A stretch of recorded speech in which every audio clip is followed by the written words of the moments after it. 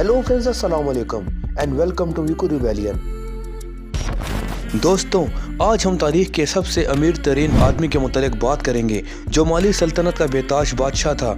यूँ तो लोग आज की सदी के अमीर तरीन शख्सियात के बारे में जानते हैं, लेकिन क्या आपको मालूम है कि Bill Gates, Jeff Bezos, mark Zuckerberg और इलॉन मस्क, इन सब की दौलत को भी मिला लिया जाए तो ये सब सिर्फ इस एक शख्स तक नहीं पहुँच सकते। मानसा मूसा अफ्रीका के शहर माली का 14वीं सदी का एक मुसलमान बादशाह था जो 1312 से 1337 तक अपनी वफात तक माली सल्तनत का बादशाह बना रहा।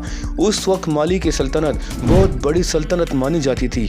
मानसा मूसा अमीर ख़ानदान में पैदा हुआ था। इसके दादा ने माली सल्तनत की बुनियाद रखी थी। लेकिन दोस्तों, माली सल्तनत का बादशाह मानसा मूसा किस्मत से ही बादशाह बना था।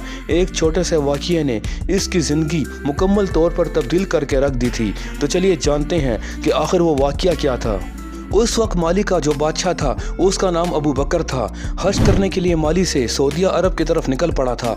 इस दौर में हवाई जहाज़ तो थे नहीं, ऊँटों और घोड़ों की मदद से ये सफ़र किया गया। जाते हुए अबू बकर बादशाह ने माली सल्तनत की भाग दौड़ मानसा मूसा के हवाले कर दी ताकि इसकी गैर मौजूदगी में मानसा मूसा माली सल्तनत को चला सके। ये बादशाह हज करने के बाद किसी ऐसी जगह की तरफ निकल पड़ा जहाँ से ये कभी वापस नहीं आया।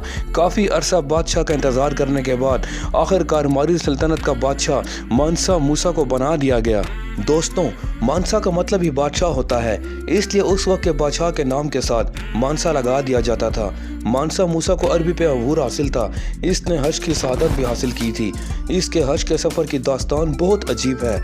माली से सऊदी अरब तकरीबन 4000 मील का सफ़र इसने तय करना था, लेकिन मानसा मूसा अपने साथ पूरा माली शहर लेकर चला। इसके सफ़र की तैयारी में इसे कई महीने लग गए थे।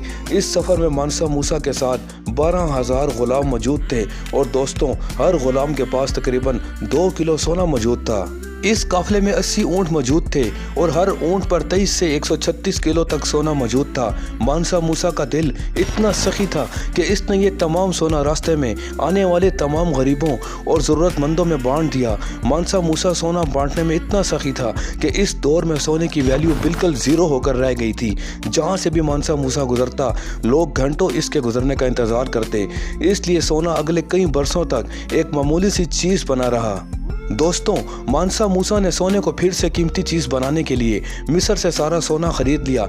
ये दुनिया की तारीख का वाहिद मौका था जब एक शख्स पूरी दुनिया पर सोने को कंट्रोल कर रहा था। मानसा मूसा के बादशाह बनने के बाद इसने सोचा कि ये अकेला इतनी बड़ी सल्तनत को नहीं चला सकता। इसने माली सल्तनत को मुख्तलिफ सूबों में बांट दिया और हर सूबे का एक गवर्नर मुकर्रर कर दिया और गाँव का एक नाज़िम भी मुकर्रर कर दिया। माली सल्तनत एक अमीर सल्तनत थी और सोने की भी बेशुमार मौजूद थीं। इसके साथ ही माली में नमक की कानें भी मौजूद थीं। मानसा मूसा ने अपने दौरे हुकूमत में तालीम को बिल्कुल मुफ्त कर दिया था। मानसा मूसा ने उस वक्त की सबसे बड़ी यूनिवर्सिटी भी माली में बनवाई थी। मानसा मूसा के पास इतनी दौलत थी कि कहा जाता है कि यह हर जुमे को एक मस्जिद तामीर करने का हुक्म देता था। मानसा मूसा ने माली सल्तनत को उस वक्त की सबसे बड़ी, ताकतवर और जदीद रियासत बना दिया था। मानसा मूसा को उसकी रियासत के लोग बेहद पसंद करते थे क्योंकि बादशाह होने के साथ साथ ये सखी भी था। दोस्तों, लोगों का मानना है कि मानसा मूसा की वफ़ात 1337 में हुई थी। उस वक्त मानसा मूसा अपने बेटे को बादशाह बनाने की तैयारी कर रहा था, लेकिन इससे पहले ही ये बीमार पड़ गया और इस दुनिया से चल बसा। मुझे उम्मीद है कि मानसा मूसा पर बनी ये वीडियो भी आपको बेहद पसंद आई होगी। अगर आपको वीडियो पसंद आई हो तो हमारे चैनल को सब्सक्राइब कर दीजिए। शुक्रिया।